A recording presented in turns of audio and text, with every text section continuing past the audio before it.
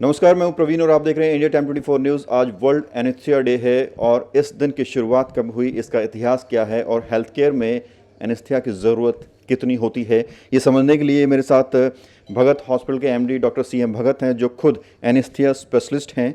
इनसे समझेंगे। सर, सबसे पहले इतिहास में समझना चाहूँगा, इसका इतिहास क्या है और कितना महत्व है। देखिए, सर्जरी बहुत डेवलप हुई और आज हम सर्जरी जो इतनी डेवलप हुई है उसके बेनिफिट्स एंजॉय कर रहे हैं। तरह तरह की सर्जरी होती है, चाहे वो पैरों की है, चाहे गॉल ब्लैडर की, हड्डियों की है, हार्ट की है, ब्रेन की है। लेकिन इस स्टेज पे पहुंचने के लिए एक कमी थी कि पेशेंट को सर्जरी पेनलेस और कंट्रोल तरीके से कैसे की जा सके। अब ये बहुत समय से प्रयास चल रहा था कि सर्जरी तो इम्प्रूव हो रही थी, बहुत इम्प्रूव तो नहीं हो पा रही थी क्योंकि एनेस्थीसिया नहीं था, लेकिन एक कमी होती थी कि पेशेंट को पेन कैसे कम महसूस हो। दांत निकालने में भी दर्द होती थी और कोई भी बड़ा ऑपरेशन करना हो तो दर्द होती थी। तो ये 1840 तक ऐसा कोई साधन नहीं था कि जिससे किया जा सके। अब इसमें जो साधन थे ना, मैं आपको बताता हूँ। या तो एक होता था अफीम दे के, ठीक है ना, ताकि उसको दर्द याद नहीं रहे, और लेकिन वो हिलता रहता था और पेट वगैरह करना मुश्किल होती थी। दूसरा, और कई जड़ी बूटियाँ थी जो दे के आदमी सुंघा देता था या खिला देता था और उसके बाद आदमी बेहोश हो जाता था, और उनका असर जो कंट्रोल नहीं था। मेन चीज़ था, इन चीज़ों का असर कंट्रोल नहीं था। अब इसमें अल्कोहल पिला के भी सर्जरी की जाती थी उस वक़्त। फिर एक आया ईथर, ये 13वीं सदी की बात है। ईथर आया, उसको यूज़ भी किया गया, लेकिन उसका, और उसके बाद एक और मेडिसिन आई, नाइट्रस ऑक्साइड, लाफिंग गैस जिसको कहते हैं। ये धीरे धीरे इनका यूज़ होने लगा, लेकिन इनका यूज़ जो था सर्जरी में नहीं हो रहा था। इनका यूज़ हो रहा था रेप पार्टीज़ में, जिनको आजकल हम रेप पार्टीज़ कहते हैं ना, तो इस तरह की मस्त पार्टीज़ करने में होता था। और दूसरा इनका यूज़ होने लगा कि ये जो जोकर की तरह कुछ लोग बिहेव करते थे, तो कुछ डिमॉन्स्ट्रेशन वगैरह करके ना लोगों को तमाशा दिखाते थे। तो ये चलता रहा, और एनेस्थीसिया का डेवलपमेंट जो असली जो एक स्टेप हुआ था, इससे पहले भी कोशिश की गई थी, ये नहीं कि नहीं की गई थी, लेकिन वो क्योंकि कंट्रोल नहीं था और स्टडीज़ ज़्यादा नहीं थी। और आप जब इनकी पिक्चर्स देखोगे ना, तो ये बड़ा एक मज़ेदार सीन है कि एक हॉल में बैठे, जैसे कि सिनेमा हॉल होता है या वो स्टेडियम में बैठे हैं, चारों तरफ लोग बैठे हैं और अंदर ऑपरेशन हो रहा है बीच में, और सूट डाल के, सूट भी फैंसी कट सूट ये वो डाल के सर्जरी होती थी। ये जो स्टरलाइजेशन का और हरे कपड़े नीले कपड़े डाल के, गाउन डाल के, ऐसा तब कुछ नहीं था। तो इट्स वेरी इंटरेस्टिंग कि कैसे साइंस ने प्रोग्रेस की है उसके बाद स्टरलाइजेशन का प्रोसेस हो। तो ये जो उससे पहले जो होते थे, क्योंकि अनकंट्रोल था, तो वो लोग ताली बजा के चले जाते थे कि बेकार है, हाँ हुटिंग करके और ये सब। तो ये 16 अक्टूबर 1846 WTG मॉर्टन, इन्होंने पहली बार एक कंट्रोल्ड एनेस्थीसिया दिया था। एक सर्जन को पीठ पे ऑपरेशन करना था एक लड़के का, और उसको ईथर एनेस्थीसिया दिया था।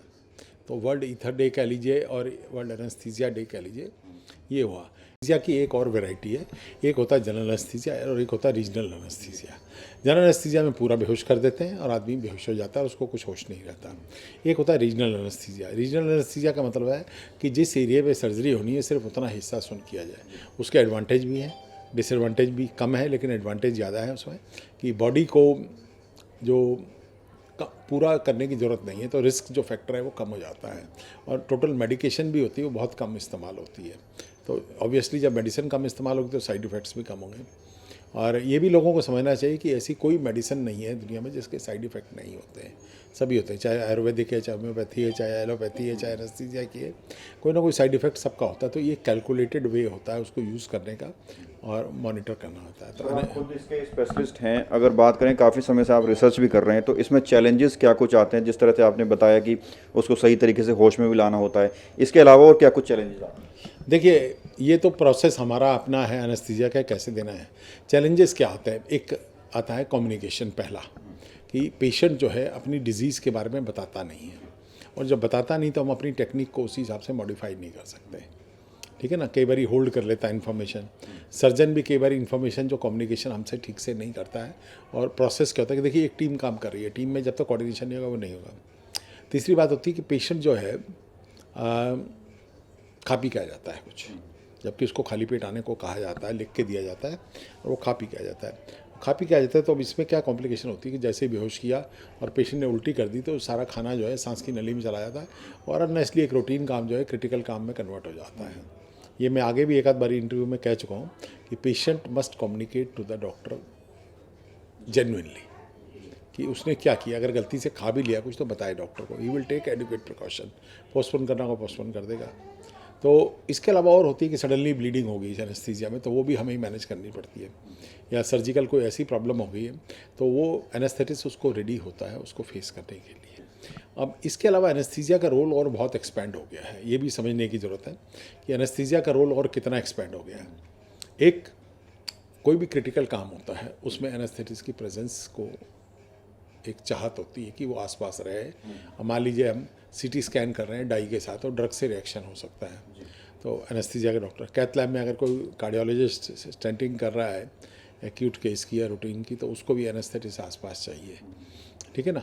इसी तरह आईसीयू केयर में भी एनेस्थीसिया वालों का रोल बहुत बढ़ गया है, क्योंकि उनका जो रेस्पिरेशन और हार्ट पे जो कंट्रोल होता है वो बहुत ज़्यादा होता है, तो आईसीयू केयर में भी एनेस्थेटिस्ट का रोल काफ़ी रहता है। फिर एक और इसकी सब ब्रांच होगी एनेस्थीसिया की, उसको हम कहते हैं पेन क्लिनिक। तो पेन क्लिनिक में लोगों ने कई टेक्निक्स विकसित की हैं कि जिन लोगों की पेन इंट्रैक्टेबल होती है, यानी कि रूटीन मेडिसिन से रिलीज़ नहीं हो रही है, उनको फिर नर्व ब्लॉक्स देके उनको पेन रिलीफ किया जाता है। अब इसमें ख़ास तौर से लोग आते हैं, जैसे कैंसर का पेशेंट है, उसको एंड स्टेज है लेकिन पेन बहुत हो रही है। अब वो पेन क्यों सहे, ठीक है ना, जितने भी दिन जीना है, महीना 2 महीने 4 महीने, वो इतनी पेन क्यों सहे, तो उसको कंट्रोल करने के लिए भी ये एक पेन क्लिनिक्स खोले गए हैं कि जिसमें सुन करके। और इसी के साथ फिर एक और हम लोगों ने सिस्टम डेवलप किया कि जो भी सर्जरी होती है उससे पहले एक PAC होना चाहिए, प्री एनेस्थीसिया चेकअप।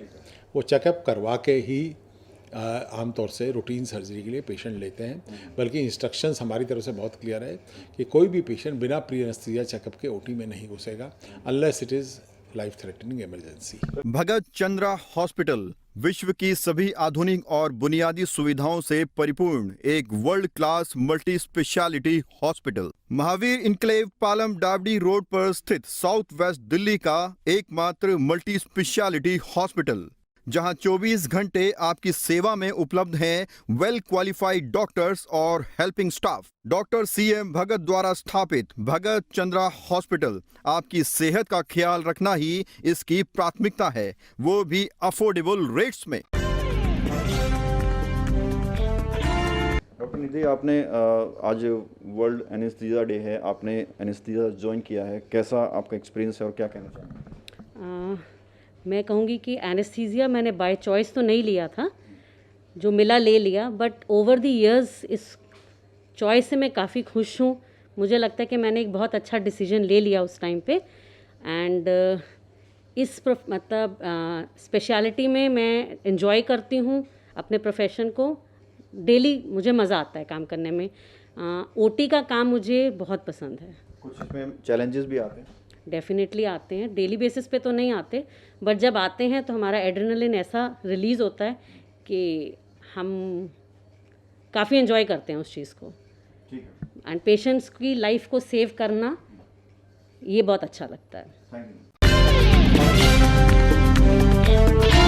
खबरों से खबरदार रहने के लिए चैनल को सब्सक्राइब करें और प्रेस करें बेल आइकन।